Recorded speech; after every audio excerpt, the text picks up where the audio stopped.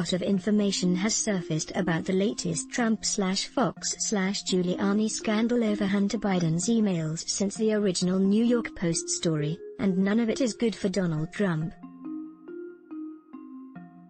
On Wednesday, when the Post broke this October surprise, I noted that the bombshell purportedly showing Hunter had arranged a meeting between his father and Vadim Poshersky, a top advisor to Burisma, the Ukrainian company on whose board Hunter Biden sat, didn't actually show such a meeting had occurred.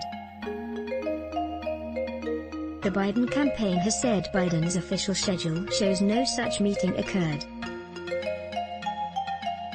Politico reports that the Biden camp acknowledges that it's possible some informal meeting occurred, but it would have been cursory. Top Biden advisors have concurred. Senior Biden advisors who spoke to Politico on Wednesday, including Michael Carpenter and Amos Hochstein, who staffed the vice president at the time, similarly said that while there was never an official meeting, it's technically conceivable that Poshersky would have approached Biden on the sidelines of some broader U.S.-Ukraine event. But they emphasize that they have no indication that happened, and that they had never heard of Poshersky before. Meanwhile, we've gotten a look at the guy who supposedly found the emails, avid Trumper John Paul MacIsaac, after a 52-minute Q&A session that a group of journalists, including one from the Daily Beast, took part in. Let's just say he doesn't have the kind of credibility you'd want when claiming you found a smoking gun. Remember, MacIsaac supposedly hacked into a computer he assumed, but didn't actually know, belonged to Beau Biden, made a copy of its contents before turning it over to the FBI and gave the, possibly illegal, copy to a Rudy Giuliani associate, who gave it to the New York Post. From the Daily Beast, MacIsaac said he had a medical condition that prevented him from actually seeing who dropped off the laptop, but that he believed it to be Hunter Biden's because of a sticker related to the Beau Biden Foundation that was on it. He said that Hunter Biden actually dropped off 3 laptops for repair, an abundance of hardware that he chalked up to the Biden son being rich.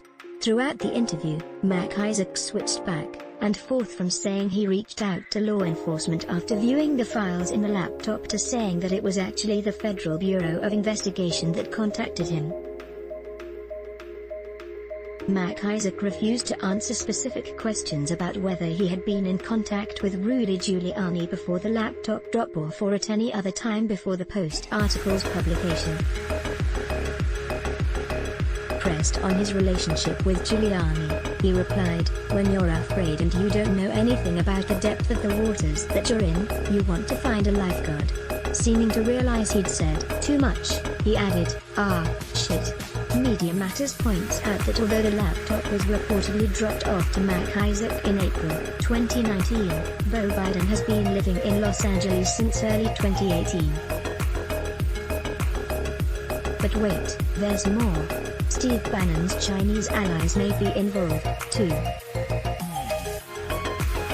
According to the Post, it was Bannon who told the paper about the hard drive in late September, but Giuliani provided the copy of the hard drive to the Post on Sunday. The Daily Beast has this today, weeks before the New York Post began publishing what it claimed were the contents of Hunter Biden's hard drive, a September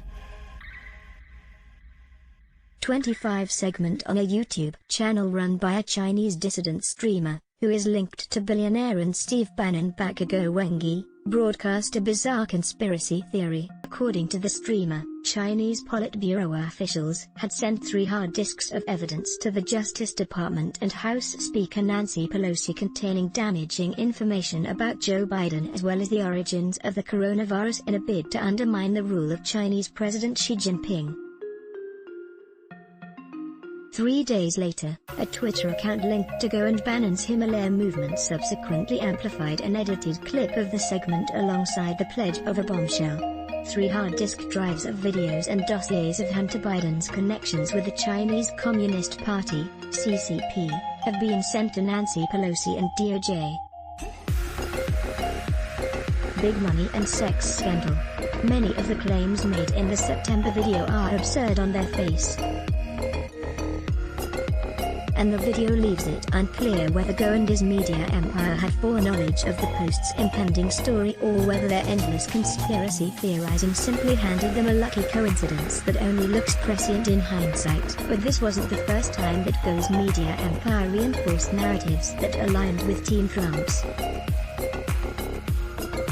Go's outlets repeatedly pushed various debunked conspiracy theories about the origins of the coronavirus as either a Chinese lab accident or an intentional bioweapon. And then there's Giuliani's connection to sources of Russian-connected purveyors of disinformation.